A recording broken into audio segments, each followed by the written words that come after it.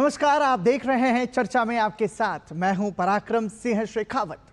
स्वामी विवेकानंद ने कहा था, आप जो भी सोचेंगे वही बनेंगे। अगर आप खुद को कमजोर समझते हैं तो आप कमजोर बनेंगे, अगर आप खुद को मजबूत समझते हैं तो आप मजबूत बनेंगे। युवाओं के लिए एक सच्चे प्रेरणा स्रोत स्वामी विवेकानंद ने युवा मन को नशीली दवाओं के सेवन जैसी हानिकारक आदतों से दूर रहने का मार्गदर्शन दिया।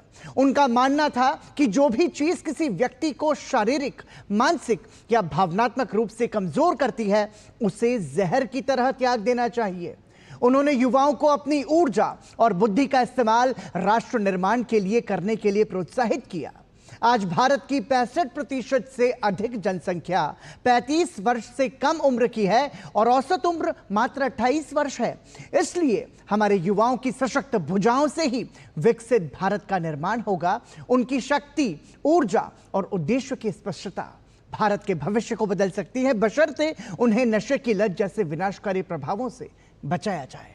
इसी दृष्टिकोण के साथ युवा कार्यक्रम और खेल मंत्रालय ने 18 से 20 जुलाई 2025 तक वाराणसी में 3 दिवसीय चिंतन शिविर युवा आध्यात्मिक शिखर सम्मेलन का आयोजन किया। इसका विषय विकसित भारत के लिए नशा मुक्त युवा रखा गया। इस शिखर सम्मेलन में देश भर के 122 आध्यात्मिक और सामाजिक सांस्कृतिक संगठनों के 600 से अधिक युवा प्रतिभागियों ने हिस्सा लिया।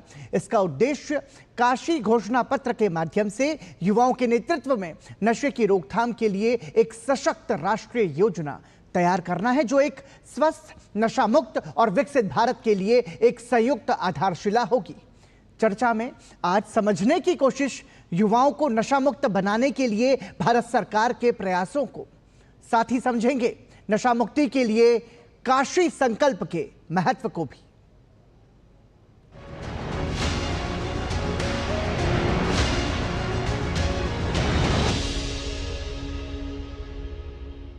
विकसित भारत के लिए नशा मुक्त युवा विषय पर युवा आध्यात्मिक शिखर सम्मेलन को संबोधित करते हुए केंद्रीय युवा कार्यक्रम और खेल तथा श्रम और रोजगार मंत्री डॉक्टर मनसुख मांडविया ने कहा कि काशी संकल्प पत्र का उद्देश्य नशा मुक्त अभियान को जन जन तक पहुंचाना है। इसके लिए भारत सरकार के सभी मंत्रालय और सामाजिक संगठन मिलकर काम करेंगे। देश के युवाओं की आकांक्षाओं को सिद्ध करने के लिए युवाओं को ही सिलेक्ट करा। और जिस युवा इस रास्ते पर चलने वाले युवाओं के सामने क्या चैलेंज है, इस चैलेंज को एड्रेस करने के लिए हमने 3 दिन तक चिंतन मनन करा और 3 दिन का चिंतन मनन के आधार पर आपके सामने काशी संकल्प पत्र के रूप में हमारा रोड मैप को इंडिकेट करा। हम कैसे संकल्प को सिद्ध करेंगे, उसके लिए संकल्प के पर एक बिंदु आपके सामने रखा गया। भारत सरकार के सभी मंत्रालय होंगे, स्वैच्छिक संस्थाएं आएगी, स्पिरिचुअल संस्थाएं आएगी, धर्म गुरु आएंगे, अलग अलग जाति, जाति, वर्ग, समुदाय के संस्थाएं उसके साथ जुड़ेगी। हम सब लोग समन्वय करके एक मुहिम के रूप में, एक बड़ा अभियान के रूप में हम विकसित भारत के संकल्प को सिद्ध करने के लिए देश को नशा मुक्त अभियान के साथ जोड़ेंगे। तो नशा मुक्त अभियान के महत्व को समझना जरूरी है। समझना यह भी जरूरी है कि कैसे सरकार के भारत के युवाओं को नशा मुक्त रखने के जो प्रयास हैं वो कितने महत्वपूर्ण हैं। इस पर भी हम बातचीत करेंगे। इस पर बातचीत के लिए हमारे साथ जुड़ रहे हैं 2 खास मेहमान। हमारे साथ स्टूडियो में उपस्थित हैं डॉक्टर राजेश कुमार, आप एग्जीक्यूटिव डायरेक्टर हैं SPYM के। बहुत बहुत स्वागत डॉक्टर राजेश कुमार आपका। साथ ही इस चर्चा में हमारे साथ जुड़ रहे हैं वरिष्ठ पत्रकार मदन मोहन जैड़ा। बहुत बहुत स्वागत मदन मोहन जी आपका भी। चर्चा की शुरुआत राजेश जी मैं आपसे करना चाहूंगा, चूंकि आप इस सम्मेलन के साक्षी रहे हैं। नशा मुक्त युवा और विकसित भारत का ये जो संकल्प है, इसमें नशा मुक्ति का काशी संकल्प आपकी नजर में कितना महत्वपूर्ण है और इस 3 दिन में किस तरीके का विचार मंथन हुआ, किस तरीके का अमृत मंथन हुआ, क्या निकल के आया इस सम्मेलन में आपकी नजर में? धन्यवाद। पिछले 3 दिनों में वहाँ पे पूरे देश, मतलब ऊपर कश्मीर से केरल तक और मणिपुर, नागालैंड, मिजोरम से लेके राजस्थान के युवा प्रतिनिधि आए हुए थे जी। और सब ने एक स्वर में यही कहा कि अगर हमें विकसित होना है और 2047 तक अगर विकसित होना है तो उसमें युवाओं की भूमिका बहुत इम्पॉर्टेंट है जी। और हर हाल में युवाओं को ड्रग से बचाना है।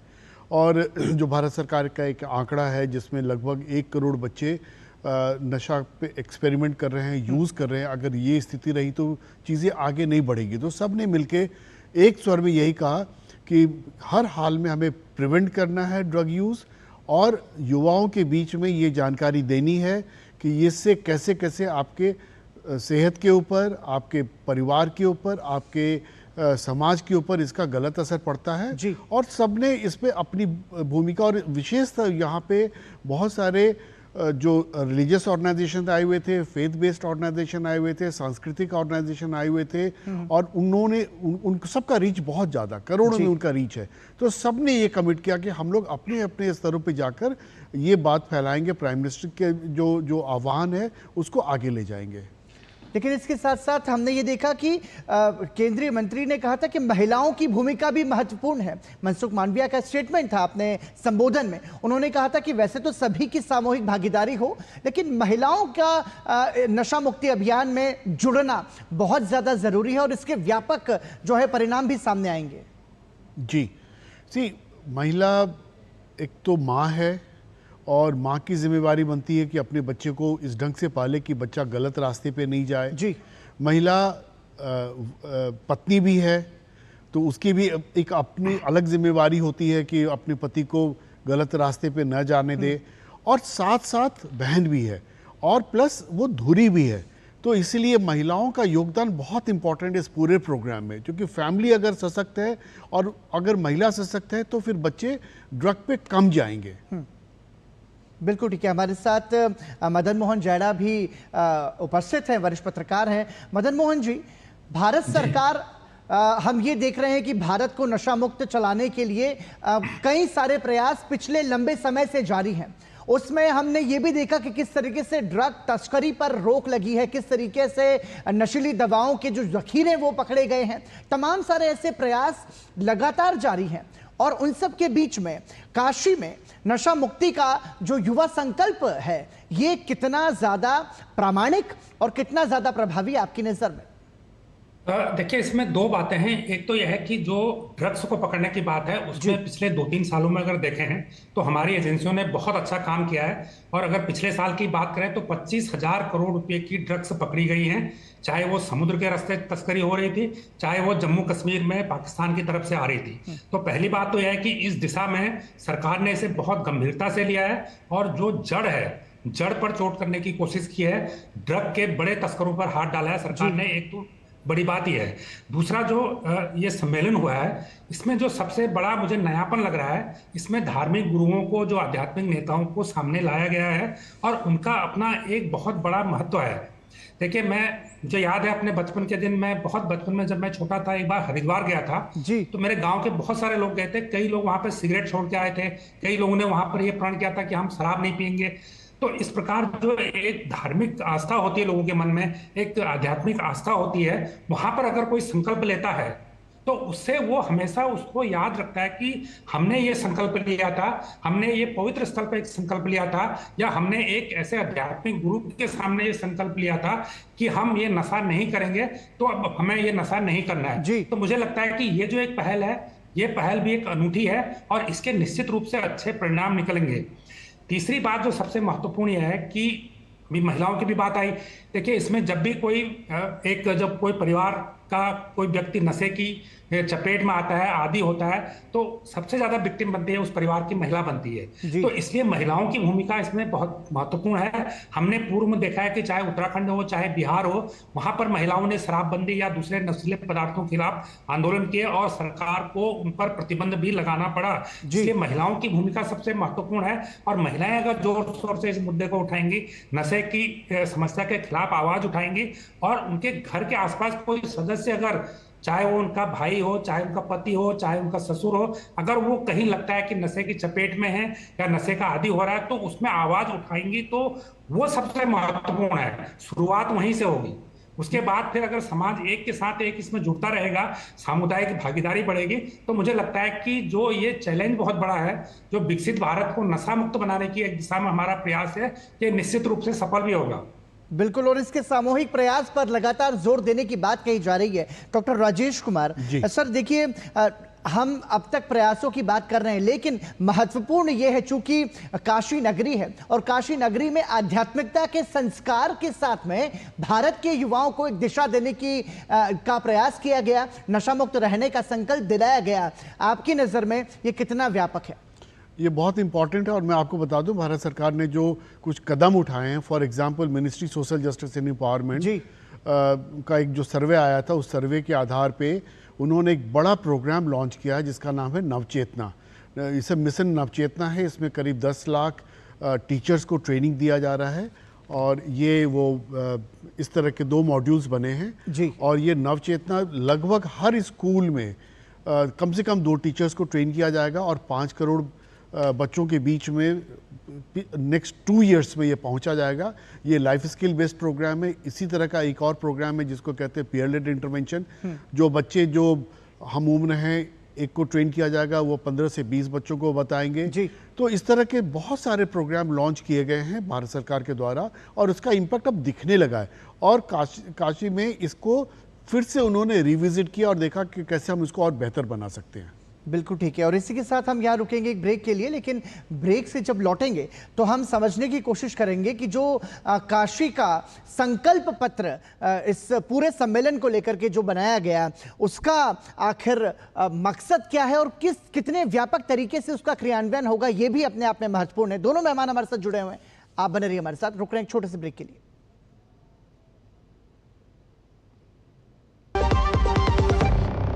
कैंट गोल्ड से पानी होता है ज्यादा प्योर, बैक्टीरिया के अलावा हानिकारक सिस्ट भी निकलती है। बिना बिजली से चलने वाला वाटर प्योरीफायर जो पानी को शुद्ध करे और बीमारियों से बचाए।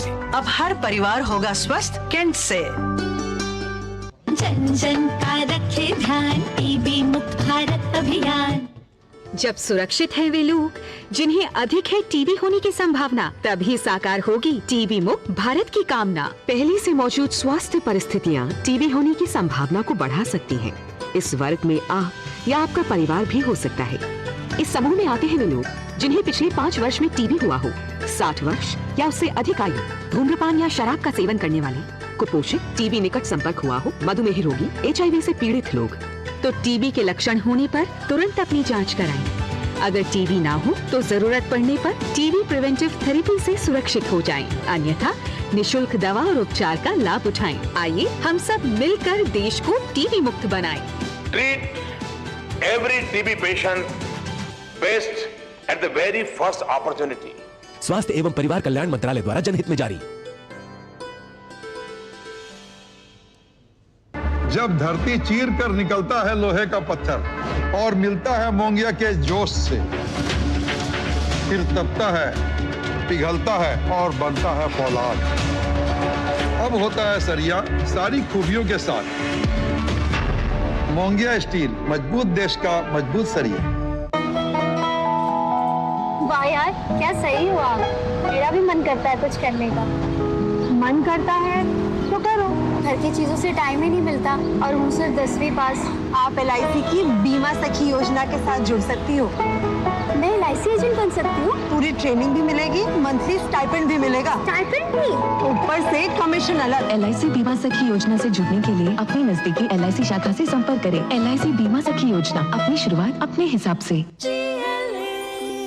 जो लक्ष्य चुना था समझ आने लगा है।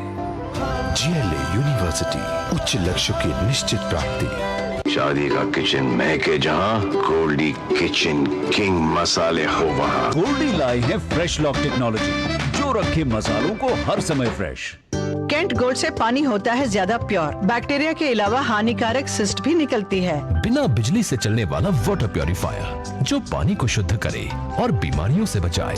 अब हर परिवार होगा स्वस्थ कैंट से।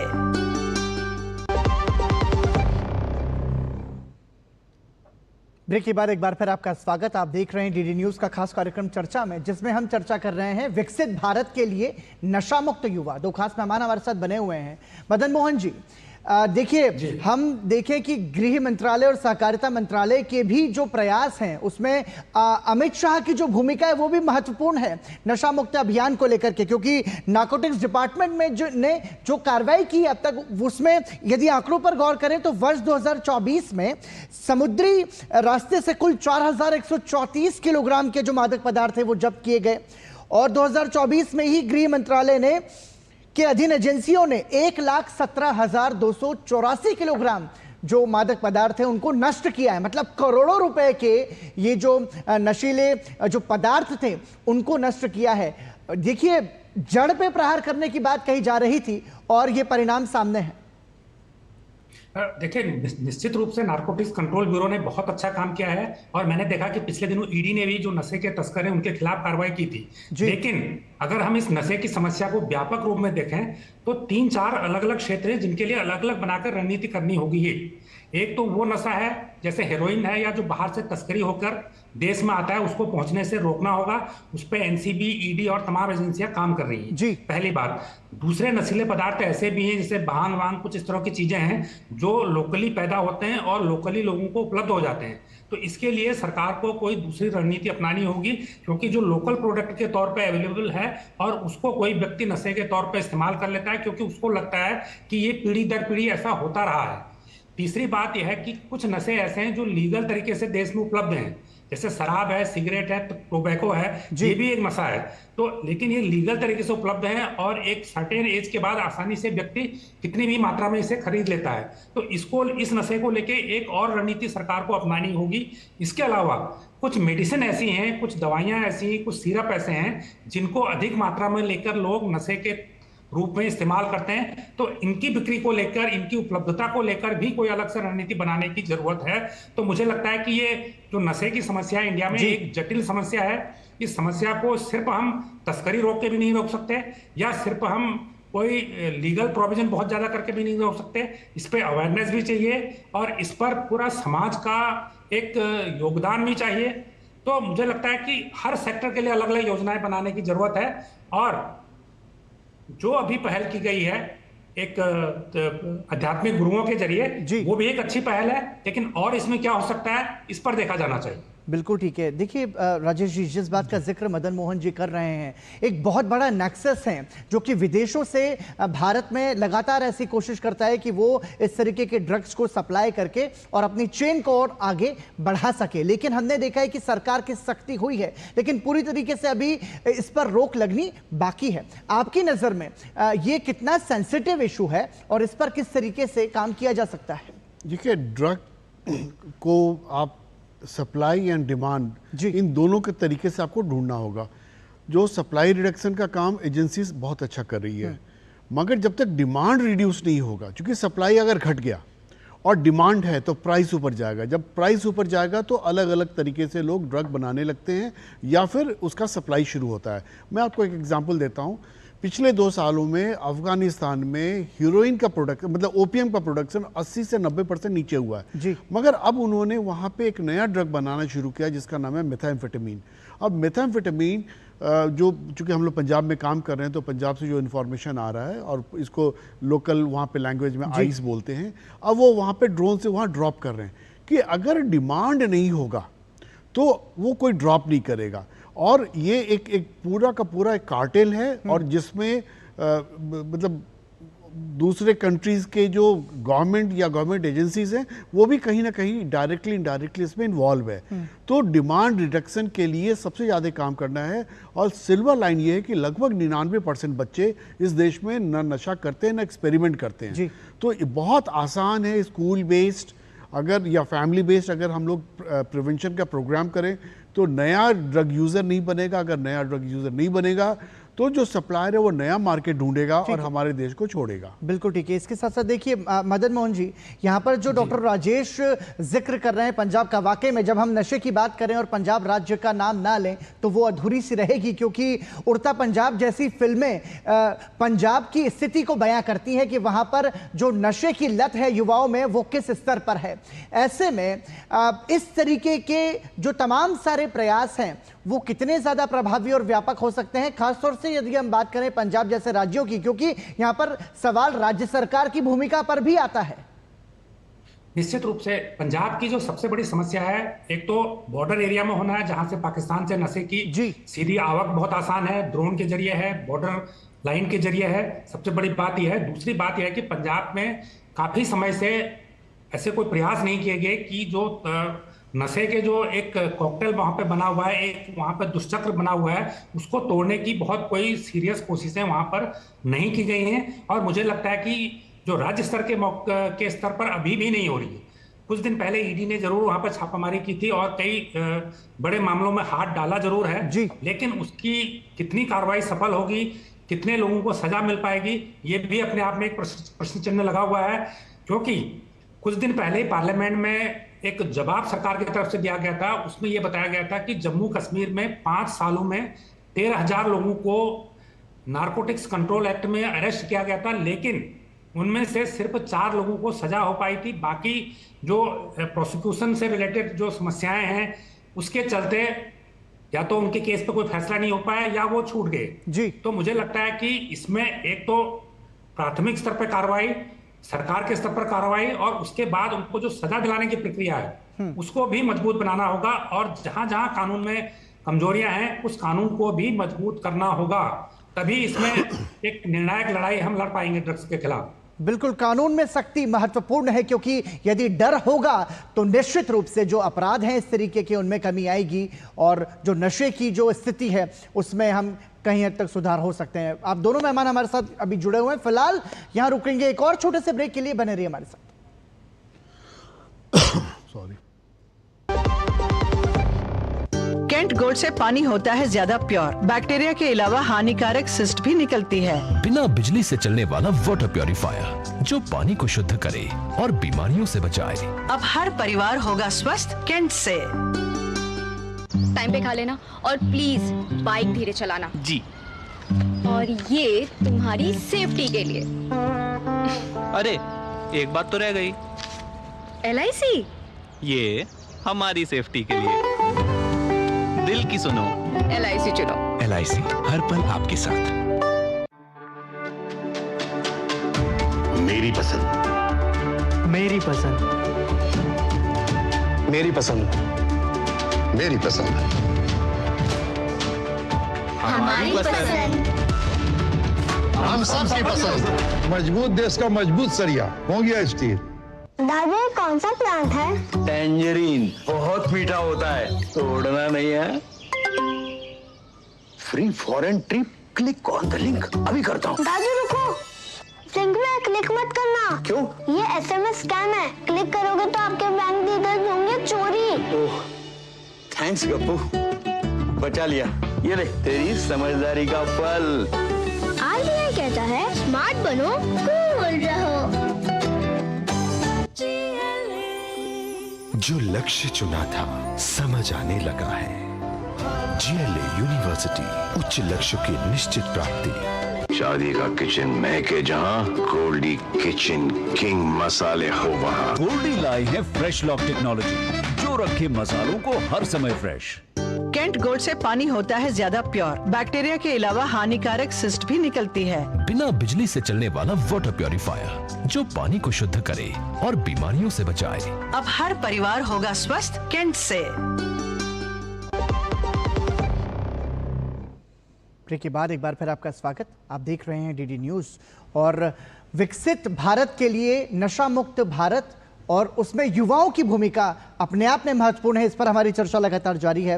राजेश जी, अब हम ये भी देख रहे हैं कि नशा मुक्ति पुनर्वास केंद्र जो हैं इनकी भूमिका भी महत्वपूर्ण है। देखिए, नशे के दुष्परिणाम सभी जानते हैं, लेकिन एक बड़ी समस्या आती है कि लत छोड़ें कैसे, और वो लत छूटने में हम ये कह सकते हैं कि भावनात्मक जो सहयोग है वो भी महत्वपूर्ण होता है, लेकिन चिकित्सकीय जो व्यवस्था है उसके क्या मायने हैं?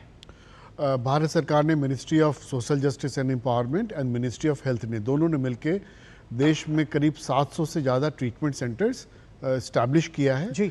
और आपके माध्यम से मैं लोगों से यही कहना चाहूँगा कि उन्हीं ट्रीटमेंट सेंटर्स पे अपने लोगों को लेकर जाएं जो सरकारी है, क्योंकि जो बहुत सारे ऐसे ट्रीटमेंट सेंटर्स आ गए हैं जहाँ पे उनका इलाज ठीक नहीं होता है, जहाँ उनके साथ मारपीट होता है, परेशानी होती है, जिसके कारण फिर वो दूसरे लोगों को बताते हैं कि ट्रीटमेंट ठीक नहीं है, ट्रीटमेंट इफेक्टिव है, ट्रीटमेंट अच्छा है, सरकारी ट्रीटमेंट है। और उसके लिए भारत सरकार ने 2 हेल्पलाइन लगा रखा है, बताया हुआ है। तो आपके जो नियरेस्ट ट्रीटमेंट सेंटर्स है जो सरकारी है और वहाँ पे इलाज फ्री है, तो अगर जितना जल्दी हो जाए अपने लोगों को जो इस लत में पड़ गए हैं वहाँ पे लेकर जाएं, इलाज जितना जल्दी शुरू करेंगे रिकवरी उतनी अच्छी होगी और वापस वो अपने परिवार और देश के लिए कुछ बेहतर काम कर पाएंगे। बिल्कुल ठीक है। मदन मोहन जी, आखिर सवाल आपसे, देखिए सहकारिता मंत्रालय, गृह मंत्रालय, स्वास्थ्य मंत्रालय और जो तमाम सारे ऐसे मंत्रालय हैं, युवा और खेल मंत्रालय, इन सभी के सामूहिक प्रयास हम देख रहे हैं कि नशा मुक्ति अभियान को लेकर के लगातार जारी हैं। इनकी भूमिका को आप कैसे देखेंगे और ये सतत रूप से लगातार बने रहें तभी हम इसका क्रियान्वयन देख सकते हैं, इसका परिवर्तन हम देख सकते हैं, इसका असर देख सकते हैं? देखिए, अगर हम पहले की तुलना करें तो आज की तारीख में नशा मुक्ति केंद्र की संख्या बढ़ी है जी। सेपरेट केंद्र भी अलग से बड़े हैं, लेकिन जो नियमित रूप से गवर्नमेंट के हॉस्पिटल हैं वहां पे भी मैं देखता हूं कि एक हफ्ते में कम से कम एक दिन डी एडिक्शन क्लिनिक चलता है। वहां पर कोई भी व्यक्ति जो नशे की समस्या है उसके लिए सलाह ले सकता है, कुछ मेडिसिन भी दी जाती है। तो ये सुविधा भी बड़ी है, लोग अब पहुंच भी रहे हैं और भीड़ लोगों में वहां पर दिखती है। जो लोग गलती से इसके चपेट में आ गए हैं, परिवार वालों को उनको सलाह दे रहे हैं, काउंसलिंग कर रहे हैं, तो वो लोग इसे छोड़ने की कोशिश भी कर रहे हैं। और जहां तक इनके खिलाफ कार्रवाई की बात है तो मैंने बताया कि वो कार्रवाई बहुत तेज हुई है। 25,000 करोड़ रुपए की ड्रग लास्ट ईयर पकड़ी गई है, चाहे वो समुद्र के रास्ते हो, चाहे वो जम्मू कश्मीर में पाकिस्तान के रास्ते आ रही हो। तो कार्रवाई कई चरणों पर हुई है और सबसे बड़ी बात यह है कि लोगों में जागरूकता फैलाने के लिए लगातार बात की जा रही है, सरकार की तरफ से भी की जा रही है, गैर सरकारी संगठन है वो भी बात कर रहे हैं। और जहां तक मीडिया का प्रश्न है, मीडिया भी इस मुद्दे को समय समय पर हाईलाइट करता है। तो मुझे लगता है कि बात हो रही है, संसाधन भी हैं और सबसे बड़ी बात है कि जो सरकार की इच्छा शक्ति भी इसमें नजर आती है। तो ऐसे में मुझे लगता है कि अगर ये अभियान सतत रूप से चलते रहेंगे, आगे भी चलते रहेंगे, इसी प्रकार से हम लोग बात करते रहेंगे, तो मुझे लगता है कि समस्या पहले कम होगी और एक न दिन ऐसा आएगा जब विकसित भारत होगा 2047 में, तब हम हो सकता है इस समस्या से पूरी तरह से मुक्त भी हो जाए।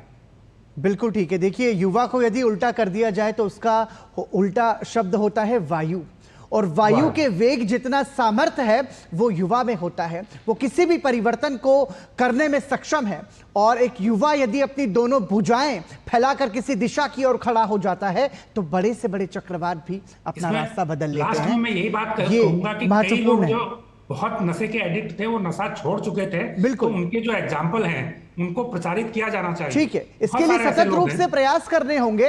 और देखिए, सरकारें अपने स्तर पर अपना काम कर रही हैं, लेकिन हम सभी का भी कर्तव्य है देश के जिम्मेदार नागरिक होने के नाते कि हम भी नशा मुक्त अभियान को संकल्प करने के लिए, साकार करने के लिए संकल्प लें और अपना योगदान इसमें जरूर दें। बहुत बहुत धन्यवाद दोनों मेहमानों का इस चर्चा में हमारे साथ जुड़ने के लिए। आप सभी दर्शकों का भी धन्यवाद चर्चा में देखने के लिए। दीजिए अनुमति। नमस्कार। चर्चा में बस इतना ही। नमस्कार।